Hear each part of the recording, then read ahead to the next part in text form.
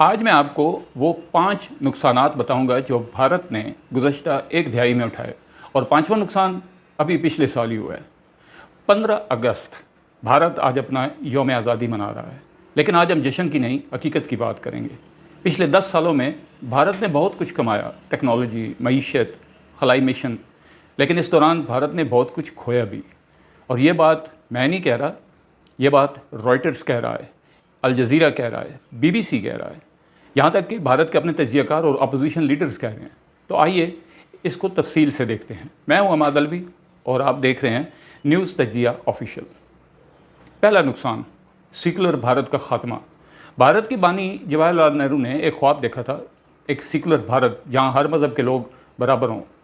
ये भारत की सबसे बड़ी ताकत थी। इसकी सबसे बड़ी पहचान दुनिया भारत को दुनिया की सबसे बड़ी जमहूरियत कहती थी। लेकिन गुज़श्ता 10 सालों में बैनुल-अक़वामी मीडिया की रिपोर्ट्स के मुताबिक भारत में मुसलमानों के ख़िलाफ़ तशद्दुद के वाक़यात बढ़े। शरीयत का मुतनाज़ा कानून CAA आया। भारत भर में एहतजाज हुए। बैनुल-अक़वामी इदारों ने भारत की मज़हबी आज़ादी पर सवाल उठाए। Amnesty International, Human Rights Watch, अक़वाम मुत्तहिदा सब ने तशवीश का इजहार किया।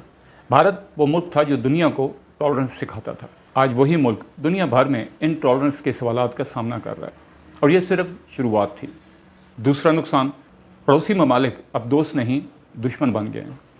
भारत की नेबरहुड फर्स्ट पॉलिसी का मकसद था पड़ोसी ममालिक से मजबूत ताल्लुकात, लेकिन हकीकत देखिए, बांग्लादेश, हसीना वाजिद का इक़्तिदार ख़त्म हुआ तो नई हुकूमत भारत से शदीद नाराज़ है।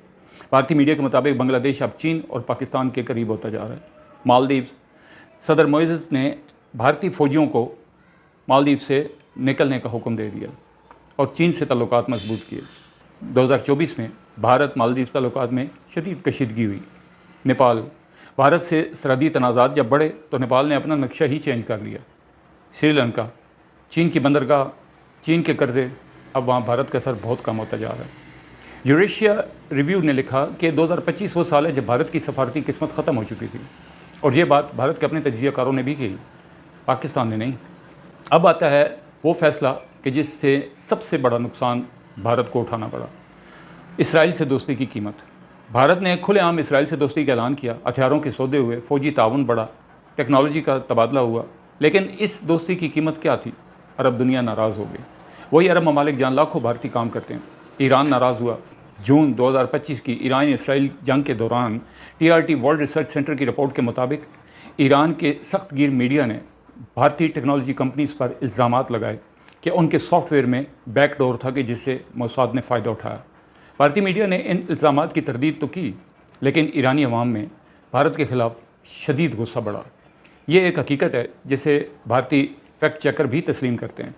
भारत ने इसराइल से जासूसी टेक्नोलॉजी, ड्रोन और हथियार लिए। दूसरी तरफ पाकिस्तान ने ईरान के साथ अपने ताल्लुकात मजबूत रखे। गैस पाइपलाइन की बात जारी रही। पाकिस्तान ईरान इसराइल जंग के दौरान मुस्लिम दुनिया के साथ खड़ा रहा। नतीजा, पाकिस्तान के ताल्लुकात मुस्लिम दुनिया में मजबूत हुए और भारत के कमज़ोर होते चले गए। चौथा नुकसान, विश्व गुरु से तन्हाई तक। भारत खुद को विश्व गुरु यानी दुनिया का उस्ताद कहता था, लेकिन 2025 में क्या हुआ? मई 2025 में पाकिस्तान के साथ जंग हुई, जंगबंदी हुई और अमेरिकी सदर ट्रंप ने खुलेआम ऐलान किया कि जंगबंदी मेरी सालसी की वजह से हुई है। भारत ने कहा नहीं, यह हमारी शराइत पर हुई है, लेकिन जंग के रिज़ल्ट ने दुनिया को सब बता दिया और भारत की बात का किसी ने यकीन नहीं किया। नुकसान हो चुका था। अपोजिशन ने सवाल उठाया, अगर कश्मीर हमारा अंदरूनी मामला है तो अमेरिका को दरमियान में आने का मौका कैसे मिला? मोदी सरकार के पास इस बात का कोई जवाब नहीं था। भारतीय मीडिया द प्रिंट लिखता है कि भारत की सफारती नाकामियाँ सिर्फ ट्रंप की वजह से नहीं, ये भारतीय क़यादत की नार्सिसिज्म की कीमत है। क्रंच वर्ल्ड ने लिखा कि भारत आलमी सतह पर कमज़ोर हो रहा है। ये अल्फाज पाकिस्तान के नहीं, भारत के अपने मीडिया के हैं। और अब आखिरी नुकसान जो सबसे बड़ा है, 7 मई 2025, वो रात जो भारत भूलना चाहता है लेकिन भूल नहीं सकता। ऑपरेशन सिंदूर, भारत ने हमला किया और जवाब में क्या हुआ ये आप सब जानते हैं। भारत का $250 मिलियन का राफेल, वो जहाज़ कि जिस पर भारत को सबसे ज़्यादा फ़ख्र था, $40 मिलियन के पाकिस्तानी जेट-एंड-सी ने गिरा दिया। फ्रांस की फ़िज़ाइया के सरबराह ने शवाहिद देखने की तस्दीक की। डिसॉल्ट के एग्जीक्यूटिव ने फ्रांसीसी पार्लियामेंट में तस्लीम किया कि वाकई रफ़ाल्स गिरे हैं। रॉयटर्स ने तफसीली तहकीक शाये की कि भारतीय इंटेलिजेंस ने PL-15 मिसाइल की रेंज का बहुत गलत अंदाज़ा लगाया था। इन तमाम बातों के सामने भारत का जवाब, मुकम्मल खामोशी। फ़िज़ाइया ने सिर्फ इतना कहा कि नुकसानात जंग के ऐसा होते हैं, ना तफसील, ना वजाहत, ना पार्लियामेंट में बहस। 78 अरब डॉलर का फ़ौजी बजट, दुनिया के महंगे तरीन हथियार, और नतीजा एक पाकिस्तानी पायलट ने अंधेरी रात में वो कर दिखाया जो भारत के लिए सबसे बड़ा झटका था। और उसके साथ साथ भारत ने मई 2025 में पाकिस्तान को सफारती तौर पर तनहा करने की भरपूर कोशिश की, लेकिन पाकिस्तान तनहा नहीं हुआ। चीन साथ रहा, तुर्की साथ रहा, अरब दुनिया ने भारत का साथ नहीं दिया। सफारती मार्ग पर भी भारत हार गया। 15 अगस्त भारत का यौम आज़ादी है और हर आज़ाद मुल्क को अपना जायज़ा लेना चाहिए। 10 साल पहले भारत दुनिया की सबसे बड़ी जमहूरियत था। आज दुनिया के बड़े बड़े इदारे भारत में मजहबी आज़ादी पर सवाल उठा रहे हैं। 10 साल पहले भारत के पड़ोसी मुल्क साथ थे, आज एक एक करके दूर हो रहे हैं। भारत में एक बात हर जी शऊर और तारीख से वाक़िफ़ रखने वाला जानता है कि जब जब भारत में कांग्रेस की हुकूमत आई तो पाकिस्तान को हाईली अलर्ट रहना पड़ा, लेकिन जब जब बीजेपी की हुकूमत आई तो पाकिस्तान को कहीं ना कहीं से फ़ायदा ज़रूर हुआ। भारत की सियासत में बहुत ही कदावर शख्सियात रही हैं, चाहे वो मनमोहन सिंह थे या वाजपेयी।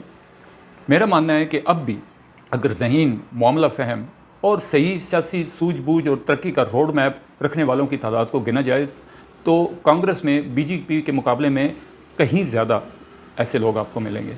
इस वक्त कांग्रेस का लीडर ऑक्सफोर्ड से पढ़ा हुआ है, उसको गाइड करने वाली उसकी माँ भी ऑक्सफोर्ड क्वालिफाइड है, जबकि मुकाबले के लोग वो सिर्फ अंतःपसंदी की तालीम हासिल करके आए हैं। कांग्रेस में शशि थरूर जैसे लोग हैं कि जिनकी इंग्लिश का तो मैं भी मद्दाह हूँ। किस्सा मुख्तसर, भारत इस वक्त गलत हाथों में है और अगर यही लोग रहे इनके अंतःपसंदी और नाअहली भारत को मज़ीद पीछे ले जाएगी। 10 साल पहले भारत विश्व गुरु था, आज भारत का अपना मीडिया पूछ रहा है कि हम तनहा क्यों हो रहे हैं। जंगें सिर्फ मैदान में नहीं हारी जाती, कुछ जंगें सफारत खानों में भी हारी जाती हैं, कुछ जंगें अपनी आवाम का दिल खो कर हारी जाती हैं और कुछ जंगें अपनी असल पहचान खो कर हारी जाती हैं।